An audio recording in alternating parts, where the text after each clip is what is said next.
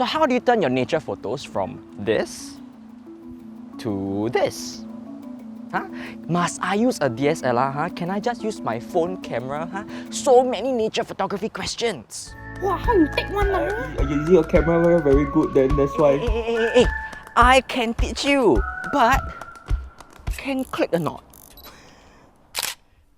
Hey, hello, welcome back to the second episode of Can Click or Not, huh? Can click or not, right? And today is all about getting the money shot in nature photography or videography, right? Which I know sounds like a very broad topic, but today we're just going to focus on 3 A's, okay? 3 A's, which is angles, action, and accentuation. So first up is angles, or you can think about it as perspective, right? So it doesn't matter if you're shooting on your DSLR or your handphone, right? Most people, when they take a photo, they tend to shoot like this. So usually people just stand like that. Stand, take photo, point the phone towards the thing, just stand. And the outcome is okay, right? It's okay if it's just for keepsake, right? Nothing wrong with it. But if you want to improve on your photos, one way is by changing the angle or perspective by changing how you stand. Okay, so just concept-wise, right? Even when you're taking photos or portraits of people, usually you want to keep it at eye level, right? Right? Unless you want to evoke a certain mood, then by changing the angle, right, you will get a different kind of mood. Right? Okay, but for nature photography, right, at least for me, what I really want to think about is what is the body part of the animal that I really want to highlight, right? But we don't talk about color for now because we're going to do that for a later point. But let's just take these dragonflies for an example.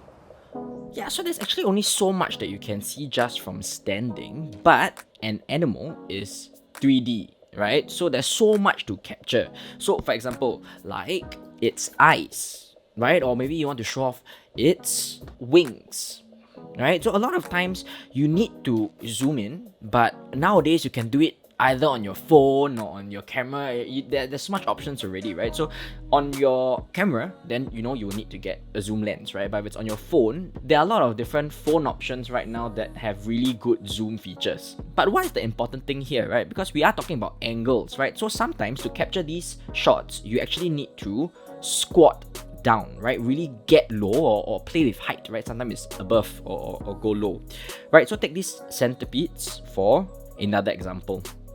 Now from the top angle, this is shot on my iPhone. It's just crawling. But if you actually go low, this one is a millipede. Look at the difference in the kind of style or the look of the video. And even if you don't know what to feature, right, sometimes just try different angles, right? Be creative because you won't know what kind of perspective you can get by, going up or low or, squatting down and things like that.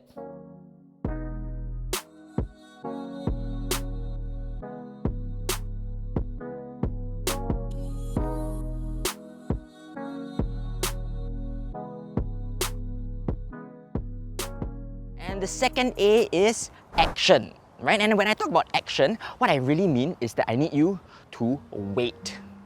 Which I know is counterintuitive, right? Action, wait, isn't it like the opposite? Yeah. But what I'm trying to say is, it's very easy to just take a photo of a bird perched up on a tree, right? It is just a bird, huh? Anyone also can take that photo, right? But is that really the money shot? Right? But if you actually be patient and observe a little bit, you may end up with photos like these. Okay, so these photos I actually shot with my iPhone, but because I also take a lot of videos, right? So these are stills, right? But either way, what you really want to do is to capture motion, right? So if you're using a DSLR, then you need to increase your shutter speed, right? And if you're on your phone, you can actually go on burst mode. So burst mode is actually really useful and perfect to capture birds, right? So especially when they're mid-flight, you can see how their feathers spread open and then the colors are under their wings and everything like that.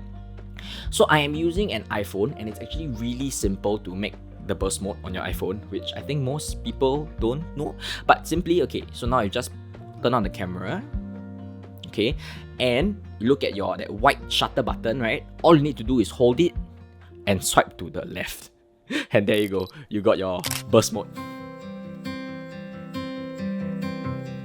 Right, so that is for capturing motion. So even for this footage that I have of Kalugos or Draco lizards.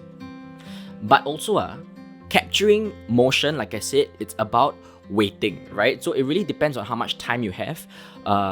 Give yourself a time limit, for example. So for these Dracos, I may have waited for like 20 minutes, right? I think maximum an hour, just to get the perfect shot, right? Because sometimes even if you angle it a certain way, they might jump, at a different direction that you did not anticipate for.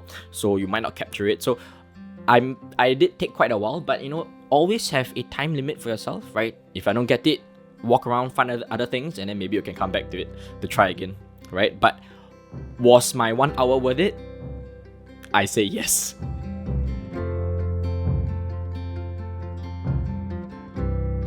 Now the last A is accentuation. Okay, I know it's a pretty big word, but what it simply means is, what is that something that you want to make prominent? So for example, the animal's color pattern, right? How do you make the color of the animal pop in the image, right? Or on the other hand, how do you emphasize something like camouflage, right? How do you make it obvious that the animal is not obvious?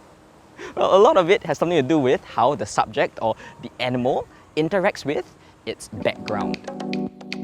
So oftentimes the cleaner the background, right, the better. So, like these, having your standard leaves is okay, but fairly fine. But if you are too zoomed out, then, you get this.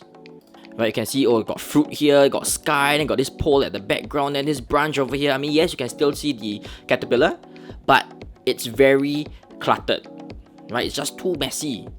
So what you can do is by zooming in like this. You can still have the leaves, but keep it not as cluttered. So that could be zooming in or just making sure that you angle it in a way where you keep the clutter to a minimum.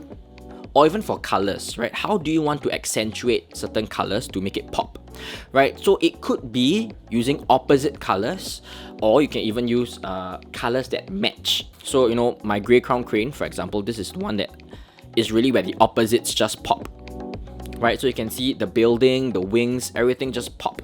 And also at the same time, there's motion in there, right? Right, so even for this paradise tree snake over here, for this paradise tree snake, there is that red pattern on its body. And luckily I found, this snake kind of like slithering on this red wall. And I felt that it matched the wall so perfectly. So as you can see, like, there's just something pleasant about, like when you match certain colors, right? Like the red of the wall and the red of the pattern. And you can still see the snake very clearly. The grays kind of match also, but the snake is still very prominent, right? And there's still something just very prominent about it. So you can really go either way, right? But like I said, even if you want to emphasize on camouflage, right? The aim, to show that is to make it hard enough to spot, but at the same time, to emphasize camouflage, you cannot make it invisible, right? In all the clutter, right? Because then the focus will be, hey, this photo is so cluttered, it's so messy, right? And it's not about that, right? You want to show off the camouflage.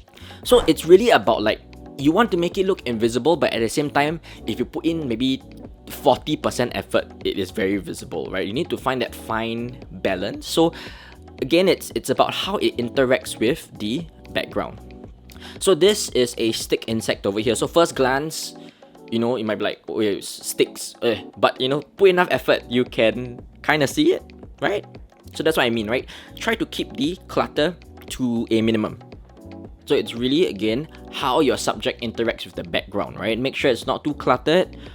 Play with colors and, really think about what you're emphasizing there, right? And usually clutter is not the way to go, right? Try to keep it minimalistic, simplistic, and you can get photos like this.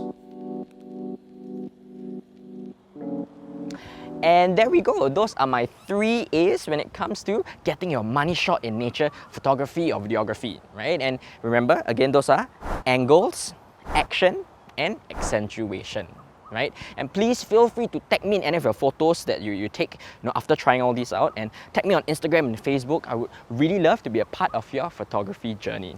But that is all we really have today. But before we go, we'll always like to give a big shout out to our patrons. Mr. True, Spot Mesh, you know, no, Engler, HR Queen, Limberts, Muffin, Jets, Pingu, Master Job, Block Tango, Amadillo, Nichols, Sama, Uncle Sam, Amelia, Fauzi, Relenor, Crooked Spider, Low Eli, Big Three Circles, Amy, Lul, Quack, Mama and Momo, Pixel, Ama, and Purple Pepper. Thank you so much for supporting this channel directly, and if you would like to do the same, you can find the link to my Patreon down in the description below. And so yeah, I've really poured my heart out this episode, and I just want to know where we stand, huh? You know, for us to, can we click or not? Can we click? Can we click? Okay, bye.